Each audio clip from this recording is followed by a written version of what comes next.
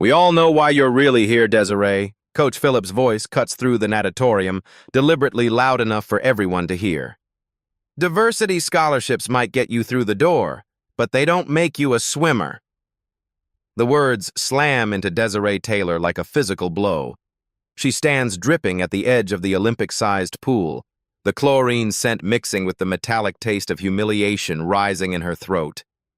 16 white faces stare from the water, some shocked, most smirking. No one speaks up.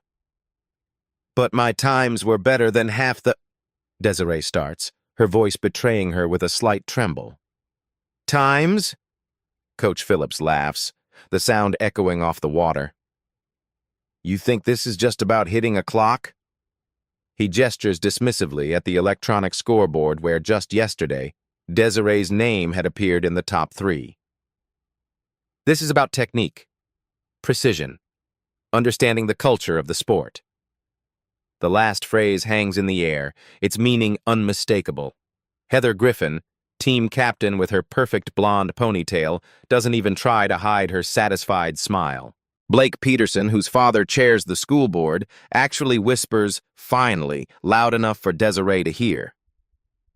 The reality is, Coach continues, checking his expensive Rolex, a gift everyone knows came after the Griffins' substantial pool renovation donation last season.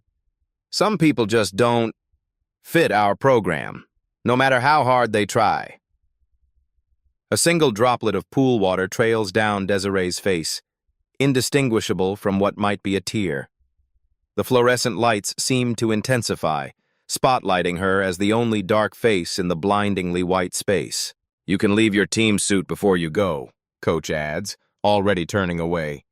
We wouldn't want to waste resources. Desiree stands frozen, feeling 16 pairs of eyes burning into her skin. Someone snickers. Another whispers something that sounds like, "Quota kid." The words swirl around her like the chemically treated water, toxic and suffocating. With every ounce of dignity she possesses, Desiree forces her chin up. Her spine straightens as she turns and walks, never runs, toward the locker room, each footstep leaving wet prints on the tiles like evidence of a crime. Only behind the sanctuary of the bathroom stall does she allow her hands to shake as she texts her grandfather. It happened. Worse than we thought. She stares at her reflection, at the girl who was fast enough to qualify but somehow not right enough to stay. This isn't about swimming anymore. This was never just about swimming, and they're about to learn exactly what they've done. The city bus squeaks to a halt at the corner of Maple and 43rd, its brakes protesting like everything else in this part of town. Desiree steps down onto cracked concrete, a world away from Westlake Academy's manicured grounds. The contrast never fails to hit her.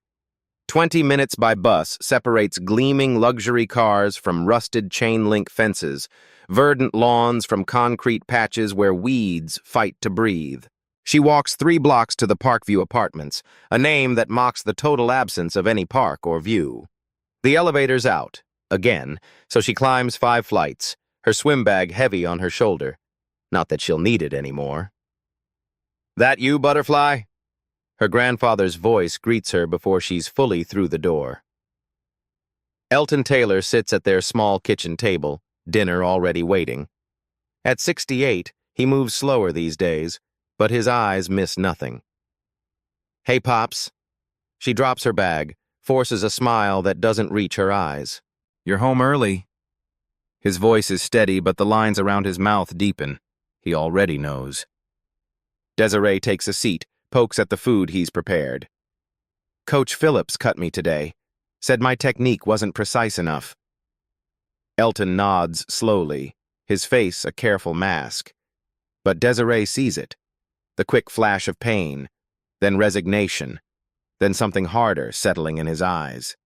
She's seen that look before, in old photographs from 1972, when he stood beside an empty Olympic pool in Munich. Qualification times in hand, but no chance to compete. Did you tell him about your morning times? He asks, finally. Desiree stares at her plate. No. Why not? The question hangs between them, heavier than it should be. Desiree pushes rice around with her fork, listening to the rhythmic ticking of her grandfather's old kitchen timer. 1, 2, 3, 1, 2, 3. The same rhythm he'd count when teaching her strokes as a child. I didn't want to stand out more than I already do, she finally admits, the words painful to voice.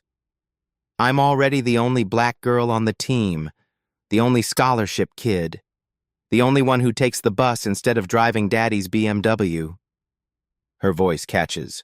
If they knew how fast I really am. Elton rises slowly, disappears into his bedroom, returns with a worn leather notebook. He places it on the table between them. The cover reads simply, The Perfect Stroke. When they wouldn't let me swim in 72, I decided to understand water better than anyone else, he says quietly. Before there were computers analyzing technique, before sports medicine caught up, I was documenting every angle, every resistance point, every way the human body could move through water. He opens the book, revealing pages of meticulous diagrams, calculations, notes in faded ink. Nobody wanted to hear from a black janitor who claimed to understand fluid dynamics better than coaches, so I taught you instead.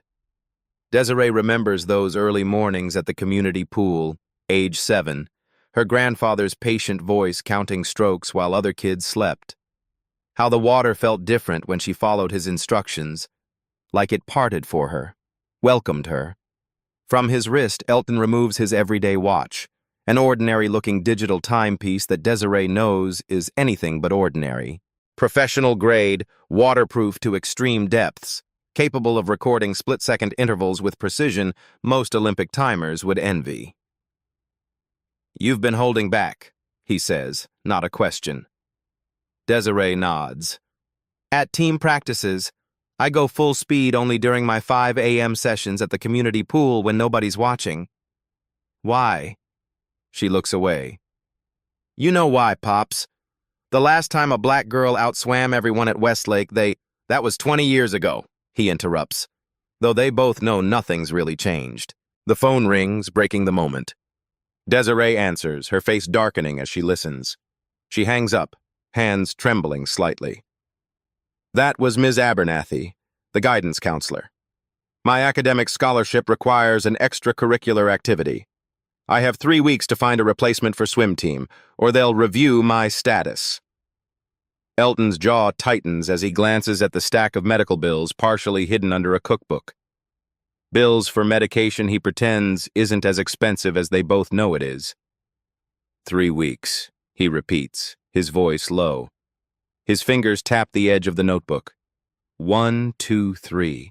1, 2, 3. The rhythm of perfection. Westlake Academy's hallways buzz with the particular energy of privilege, a hum that dims noticeably when Desiree passes. Conversations halt mid-sentence. Glances slide away. The swim team travels in packs, Heather and Blake at the center, their laughter a little too loud whenever Desiree appears. Did you hear? A whisper not meant to be quiet. Phillips finally had the guts to do it. My dad says those scholarship spots should go to people who actually fit in. The words follow her like ripples, spreading outward, impossible to catch or confront. The sound burns in her ears as she opens her locker, finding it plastered with swim team photos, with her face carefully cut out of each one. Chemistry passes in a blur. Then math. Then physics, where Dr. Winters, a sharp-eyed woman with graying braids, calls on Blake after he snickers at something on his phone. Mr. Peterson, since you find fluid dynamics so amusing, perhaps you'd like to solve this equation on the board. Blake falters, glancing at Desiree with unexpected venom, as if his embarrassment is somehow her fault. Dr. Winters follows his gaze, her expression softening slightly when she looks at Desiree. After class, Dr. Winters calls her aside. I'm assigning a special project on applied physics in competitive swimming. I thought you might be interested. I'm not on the team anymore, Desiree says flatly. I know. Dr. Winters' eyes are knowing. That's why I'm offering the independent study. Later, in the library, heat crawls up Desiree's neck as she scrolls through her phone. Someone has added her to a private Instagram group titled Westlake Real Swim Team. The latest post shows her face photoshopped onto a drowning cartoon character, captioned, "When you realize chlorine doesn't wash off everything." 26 likes, including Coach Phillips. That's messed up. Desiree startles, quickly hiding her phone. A girl with a camera around her neck slides into the seat across from her. Taylor Kim, editor of the school newspaper. They've never spoken before. "Sorry," Taylor says, not sounding particularly sorry. "I was looking over your shoulder. Photography habit. Always framing shots." "It's fine," Desiree mumbles, though it's not. "It's not," Taylor counters, as if reading her mind. "And neither is what Phillips did.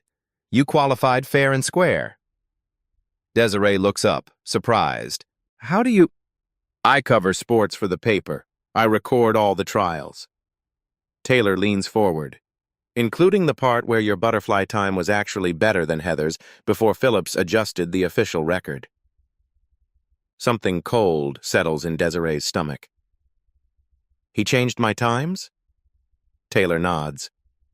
"After Griffin Sr. made another donation to the athletics department, Phillips is desperate for money these days. Gambling debts, from what I hear." The information lands like a stone, creating ripples of its own, ripples with potential. "There's something else," Taylor continues. "The Riverdale Invitational next month. It's open to non-team members if they qualify at the pre-trials. And," she adds, lowering her voice, "it offers a $5,000 scholarship to the winner." $5,000.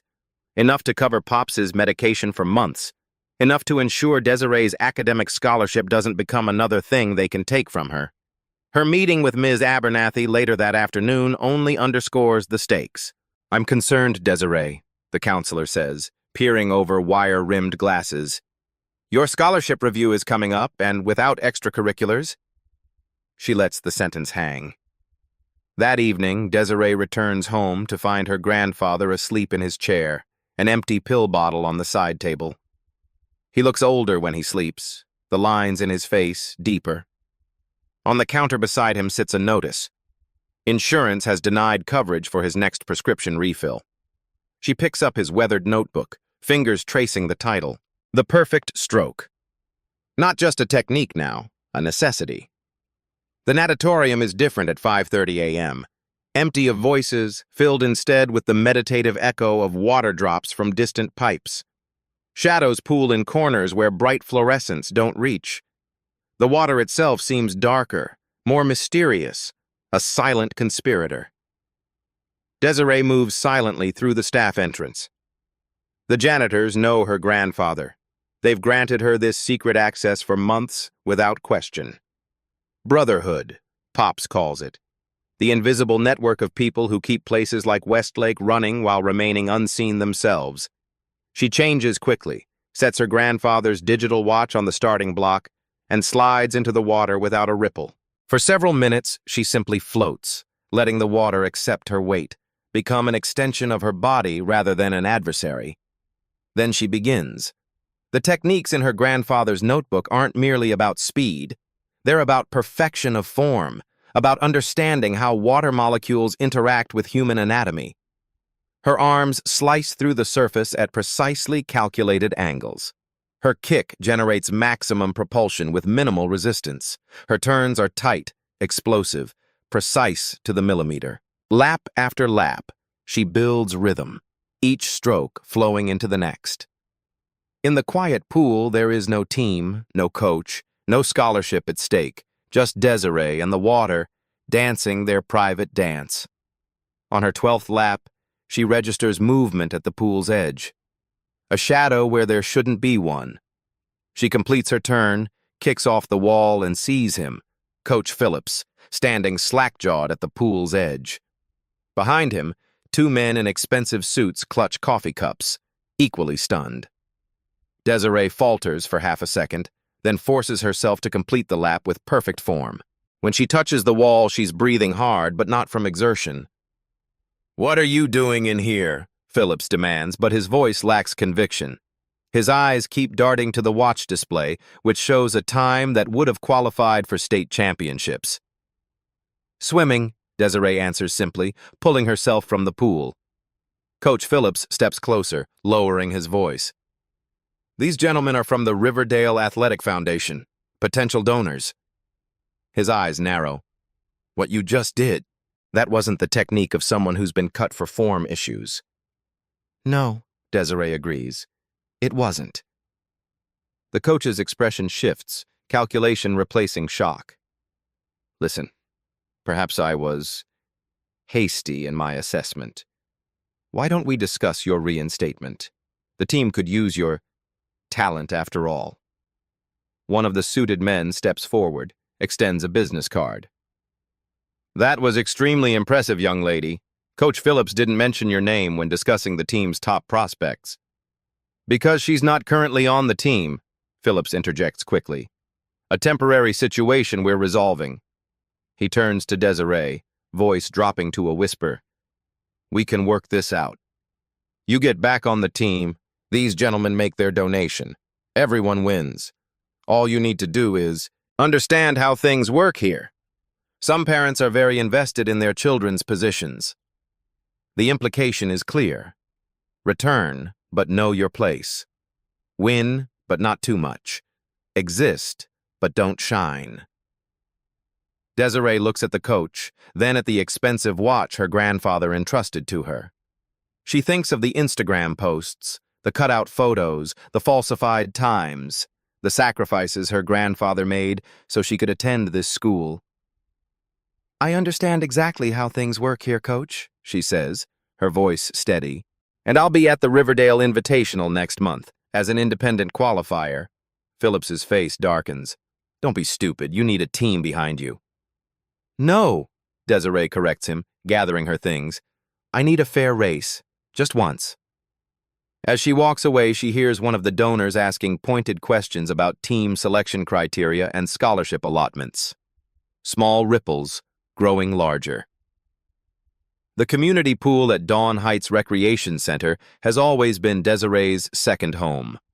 Unlike Westlake's gleaming facility, it shows its age. Chipped tiles rough against her fingertips during turns, faded lane markers, the peculiar echo that only comes from high ceilings with poor acoustics. But it's here, with her grandfather watching from a plastic chair, that Desiree truly swims. Again, Elton says, clicking his stopwatch. Your third turn was a millisecond slow. Desiree pushes off the wall, body cutting through water that feels increasingly like an ally rather than an opponent. Her grandfather's notebook sits open beside him, pages fluttering slightly in the air current from ancient ceiling fans. Better, he calls as she completes the set. Now we're talking. Taylor sits nearby, camera in hand, documenting each session. The school newspaper was initially her excuse, but Desiree suspects she's genuinely invested now. You know this could be huge, right? Taylor asks during a break. Not just the race, the whole story. Rich coach taking bribes to keep privileged kids on the team while cutting the best swimmer? That's headline material beyond just our school paper. Desiree towels off, uncomfortable with the idea of publicity. I just want to swim and keep my scholarship. And expose corruption, Taylor adds with a grin. 3 days later, a sign greets them at the recreation center entrance. Pool closed for emergency repairs. Through the glass doors, Desiree can see empty water, exposed concrete, maintenance workers in coveralls. 2 weeks minimum, the attendant tells them apologetically. Crack in the foundation. Safety issue. 2 weeks. With the Riverdale Invitational just 18 days away. The YMCA has a pool, Taylor suggests. It does, where half the Westlake swim team practices on weekends. Desiree discovers this the hard way when she arrives the following afternoon to find Heather and Blake doing laps, their parents watching from poolside chairs. The conversation stops when she enters. Mrs. Griffin whispers something to her husband, who immediately approaches the facility manager. 20 minutes later, the manager regretfully informs Desiree that the pool is now reserved for members only during afternoon hours. We could try the community college, her grandfather suggests on the bus ride home, his breathing more labored than usual. The medication rationing is taking its toll. Their team has priority, Desiree responds, scrolling through her phone. Everywhere decent is either booked solid or suddenly members only as soon as I show up. Taylor sends a text that evening. Bad news. Someone filed a complaint with the Riverdale Invitational Committee about your eligibility. On what grounds? Desiree demands when they meet at school the next day. Taylor shows her the photos, Coach Phillips having coffee with one of the invitational officials, same day as the complaint filing. Technically, since you were on the Westlake team initially, they're claiming you need a formal release from your coach to compete independently. It's an obscure rule, but it exists, Desiree finishes, the familiar taste of defeat threatening to rise.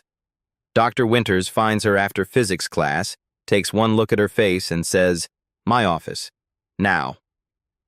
Inside the cramped space filled with books and scientific models, the teacher studies her. Taylor Kim tells me you need a pool. Desiree looks up, surprised. You talk to Taylor? I advise the newspaper, Dr. Winters says simply. And I have a backyard pool, nothing fancy but regulation length. Different chemicals than you're used to, less chlorine, more salt. But the physics is the same. Hope flickers, quickly tempered by suspicion. Why would you help me, doctor?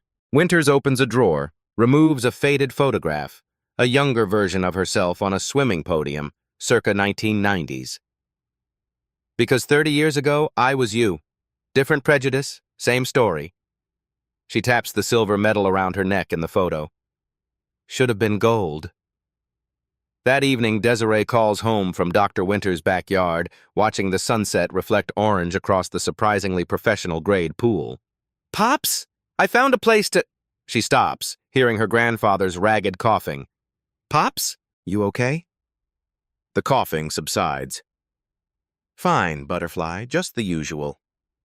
But it's not just the usual. When Desiree returns home, she finds him asleep in his chair, breathing shallow, a missed call notification from his doctor on his phone. The insurance denial letter sits on the table, now accompanied by a past due notice for their rent.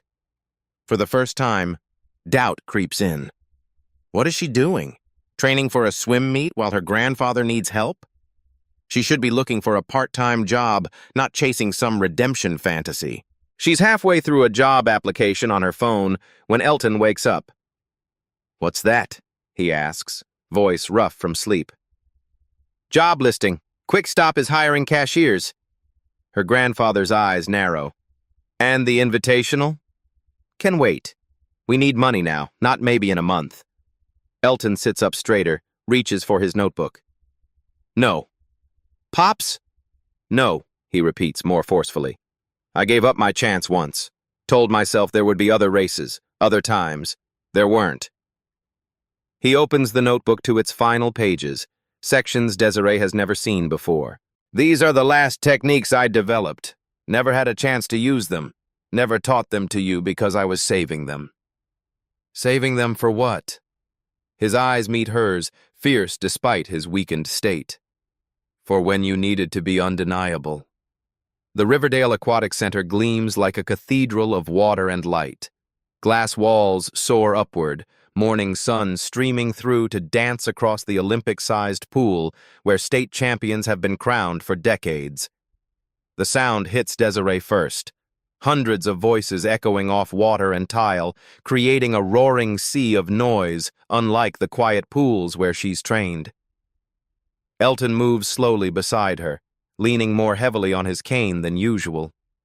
The morning's breathing treatment has left him tired but determined. He carries his notebook tucked securely under one arm. Registration desk is over there, he says, nodding toward a table where officials in navy blazers process paperwork. Desiree approaches with Taylor beside her, camera already documenting everything. The official's smile fades slightly as he reviews her forms. Independent qualifier? From Westlake? His eyebrows rise. There seems to be an issue with your paperwork. We need a coach's signature for the waiver. I'm not with the team anymore, Desiree explains. I'm competing independently. The official shakes his head. Without a team affiliation, you need additional authorization. I'm afraid without Coach Phillips' signature, is there a problem here? Dr. Winters appears beside them, radiating professional authority in a blazer and credentials from her time as a state physics education liaison. This swimmer lacks proper authorization, the official begins. Dr. Winters produces a business card. Perhaps you should call Carlton Michaels on the school board.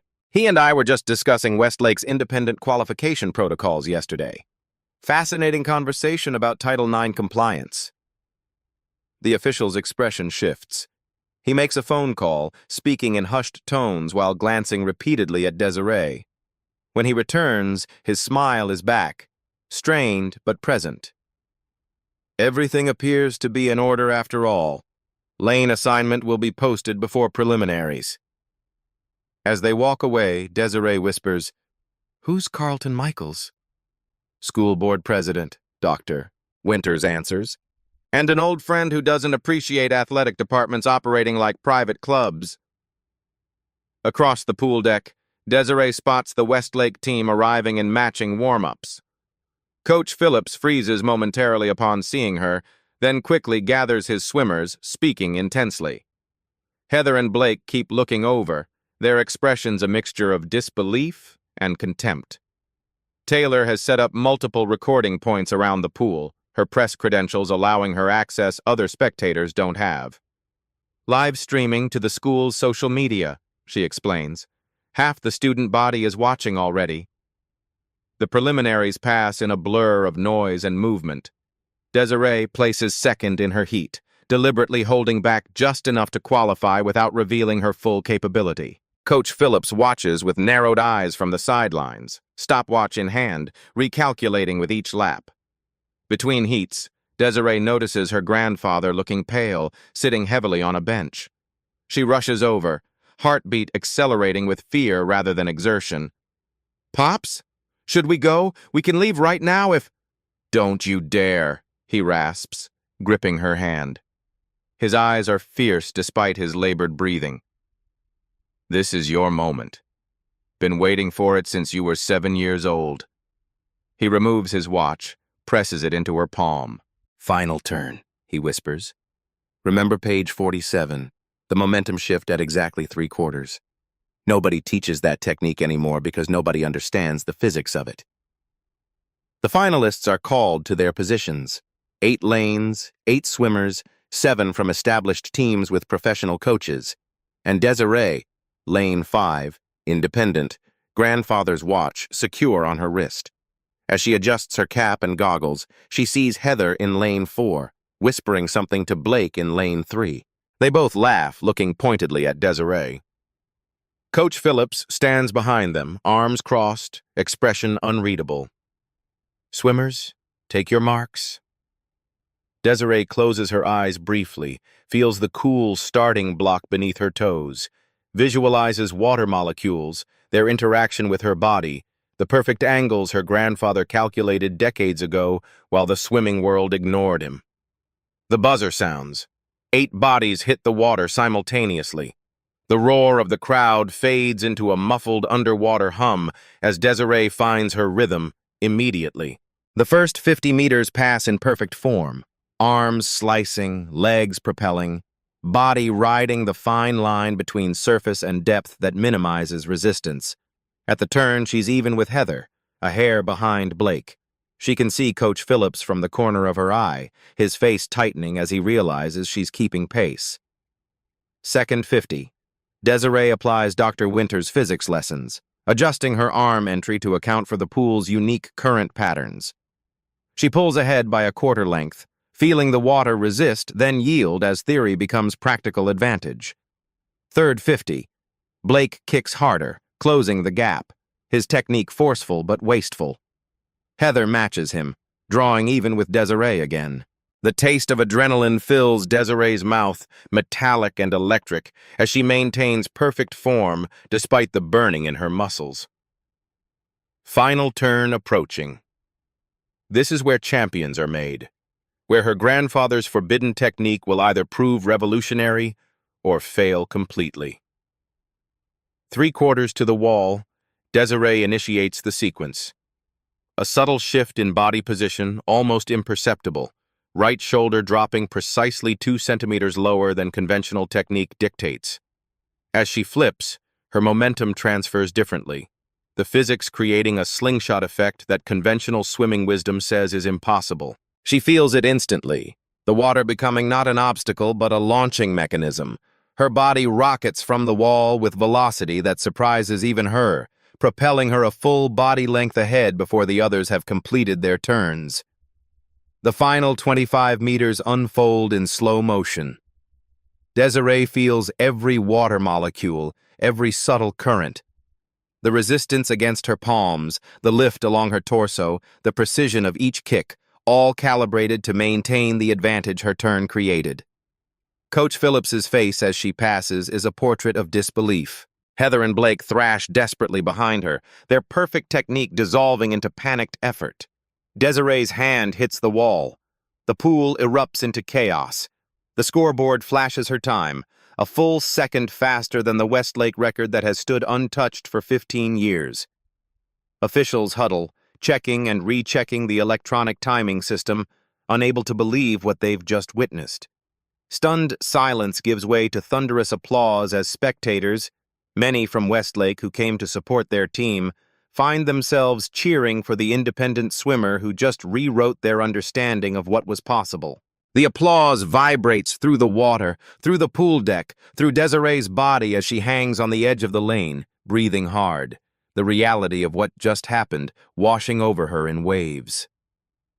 The scoreboard displays her time in glowing digital numbers, officials still gathered beneath it in disbelief, verifying what electronic sensors and human eyes have already confirmed. A new record, irrefutable and undeniable. Taylor's cameras capture everything.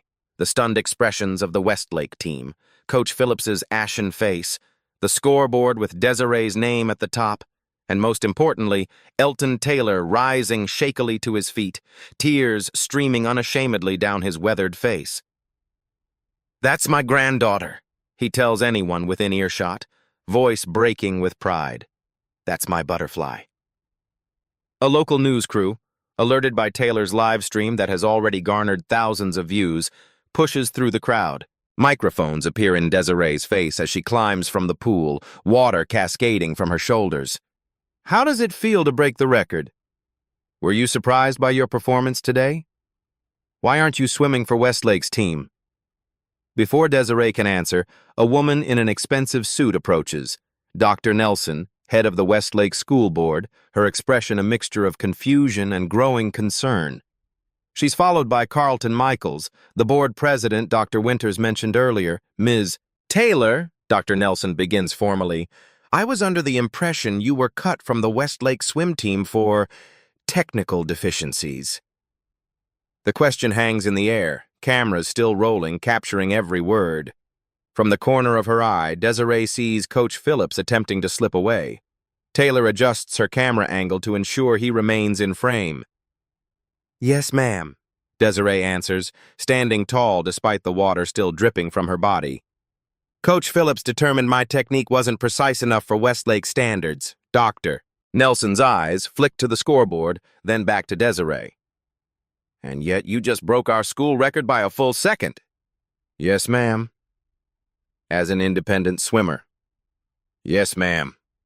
Michaels steps forward, his voice carrying across the now hushed pool deck. "Perhaps Coach Phillips could explain the discrepancy between his assessment and today's results." Phillips freezes mid-escape, forced to turn back. The cameras swivel to capture him, trapped in the spotlight of public scrutiny. "Athletic decisions are made based on multiple factors," he begins stiffly. "Team cohesion, long-term potential, and donations," Taylor interjects, her voice innocent but her eyes sharp. She holds up her phone, displaying screenshots of the Instagram group with Phillips's username clearly visible on the offensive posts. "Or perhaps social preferences?" A murmur runs through the crowd. One of the Riverdale officials steps forward, a medallion gleaming on his chest. "The winner of the Riverdale Invitational receives a $5,000 scholarship. Ms. Taylor, if you'd join us for the presentation." The ceremony passes in a blur. The weight of the medal around her neck, the oversized check, the continued flashes of cameras. Through it all, Desiree keeps her eyes on her grandfather, who stands taller now despite his physical frailty, notebook clutched proudly against his chest. When finally given the microphone, Desiree speaks clearly, her voice carrying across the natatorium. This victory isn't just mine. It belongs to my grandfather, Elton Taylor, whose understanding of swimming technique was decades ahead of its time. She pauses, gathering strength for what comes next. And it belongs to everyone who's ever been told they don't belong, that their presence makes others uncomfortable, that their talent somehow counts less because of who they are or where they come from. The crowd has grown completely silent, hanging on her words. Swimming isn't about donations or country club memberships or making sure the right people win. It's about discipline, dedication, and the perfect relationship between a human body and water. That's what my grandfather taught me. That's what can't be bought or sold or reserved for some and denied to others. 1 week later, the Westlake Academy boardroom buzzes with tension. An official investigation has been launched into the swim team's selection practices and the alleged donations influencing athletic decisions. Coach Phillips has been suspended pending review, his office being combed through by auditors discovering years of financial irregularities. Dr. Nelson sits across from Desiree and her grandfather, her expression solemn. The board would like to offer you the position of team captain for next season, with a full athletic scholarship to complement your academic one. Desiree considers the offer, feeling the weight of her grandfather's watch on her wrist. I appreciate that, Dr. Nelson, but I think Westlake needs something more important than a new captain. What's that? A new system. One where talent and hard work matter more than connections or contributions. Desiree leans forward. Instead of making me captain, establish a diversity scholarship for swimming, and implement blind tryouts, where coaches evaluate technique without knowing which swimmer they're watching. Dr. Nelson's eyebrows rise. That's an unusual request. So was asking the only black swimmer with qualifying times to leave the team, Elton says quietly. Sometimes unusual requests reveal character. 3 months later, dawn breaks over the Dawn Heights Recreation Center. The pool gleams with new tiles, fresh paint, updated equipment, renovations funded by a coalition of Westlake parents shocked into action by the exposure of Phillips's system. The morning light illuminates a dozen young swimmers from diverse backgrounds, all focused intently on the woman demonstrating in the water. The relationship between your body and the water isn't adversarial, Desiree explains, moving with the fluid grace that broke records. It's collaborative. Understanding the physics changes everything. On the pool deck, Elton sits with his notebook open, occasionally calling out adjustments. His breathing is easier now, the full course of medication made possible by the scholarship funds. Beside him, Taylor documents the session, her expose on athletic inequality having won state journalism awards and sparked investigations at 3 other schools. Dr. Winters arrives with equipment for the afternoon physics demonstration, nodding approvingly at the scene. The Westlake blind tryouts are next week, she reminds Desiree. Half the board will be observing. They'll see something they've never seen before, Desiree responds, helping a young girl adjust her arm position. The child's face, brown like Desiree's, lights up when the adjustment results in noticeably less resistance.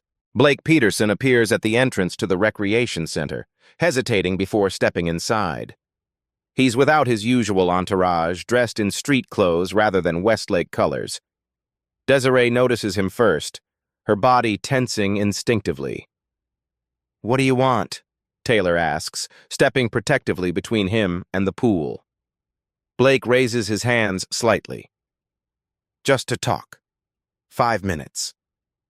Desiree signals to her grandfather, who nods but watches carefully as she approaches the edge of the pool. Blake shifts uncomfortably, looking at the children practicing their strokes rather than at her.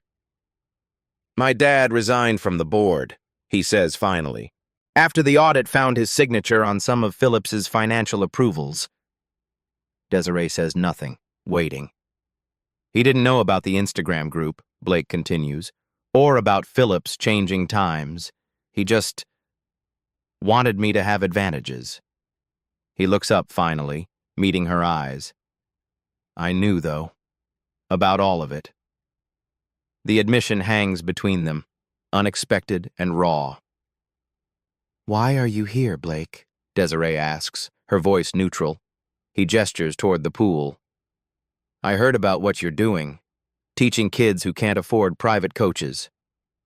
A pause. I've been accepted to state on a partial swimming scholarship. I still need to work on my form if I want to keep it. Understanding dawns. You want me to train you? I know how it sounds, he says quickly. After everything, but yes, what you did at Riverdale, that turn technique, nobody's seen anything like it.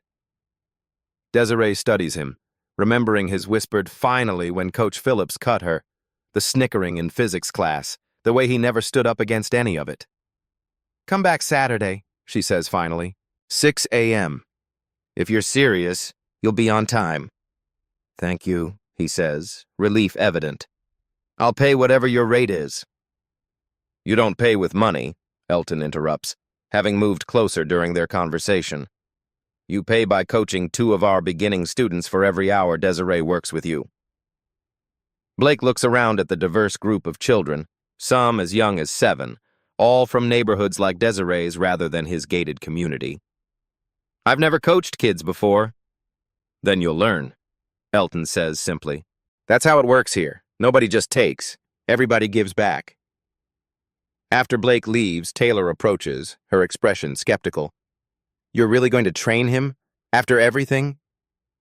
Desiree watches the children practicing, their movements already showing the influence of her grandfather's techniques.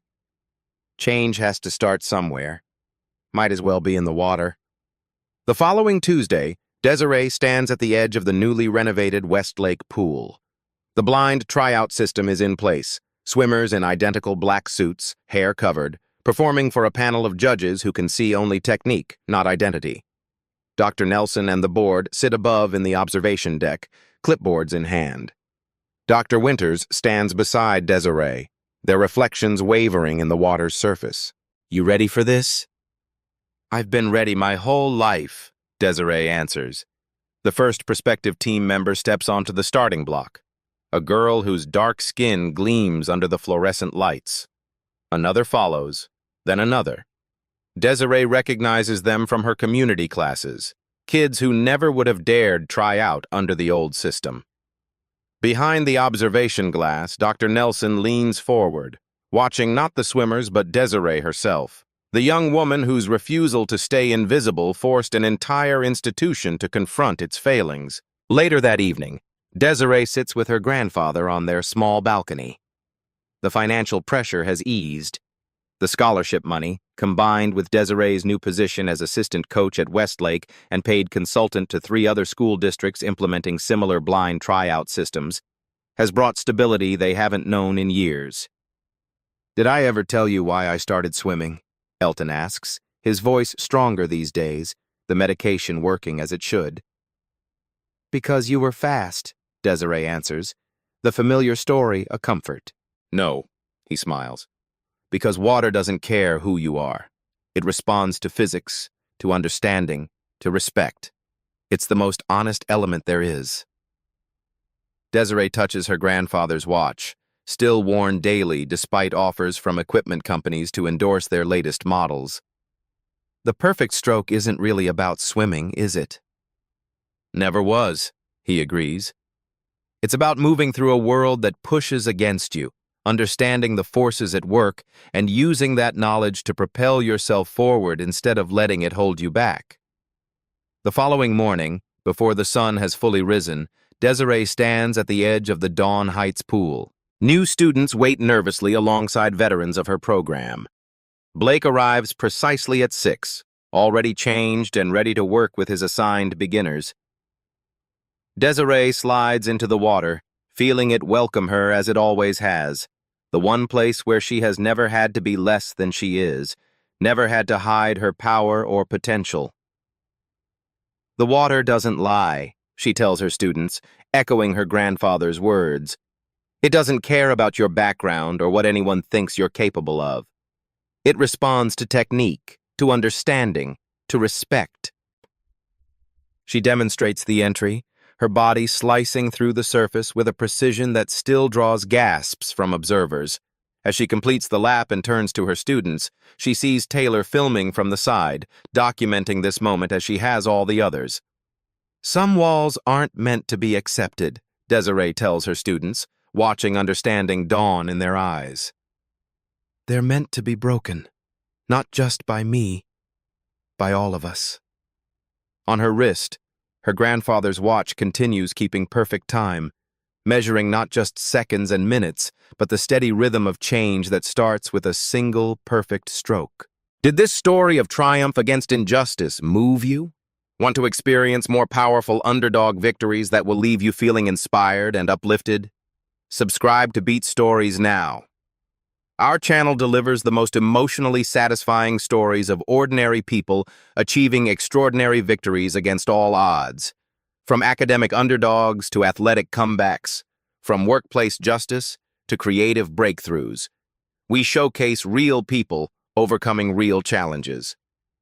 Hit that like button if you enjoyed Desiree's journey. Share with friends who need to witness the power of perseverance. Comment below with your favorite moment from the story. And most importantly, subscribe to Beat Stories for your weekly dose of motivation, inspiration, and cathartic justice. New stories drop every Wednesday and Sunday. Turn on notifications so you never miss the moment when the underdog finally gets their day.